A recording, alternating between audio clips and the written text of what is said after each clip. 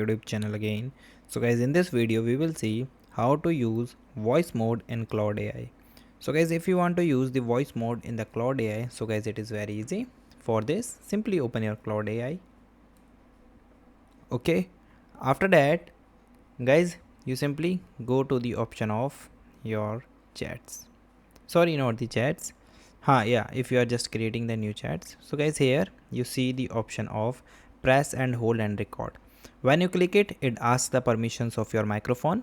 So you just go and choose the permissions and just allow. So you just allow, and now I want to create a new application for my daily work jobs.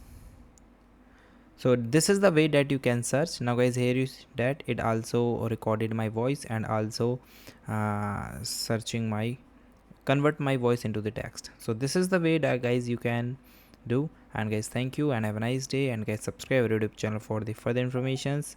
I hope this video is very helpful for you.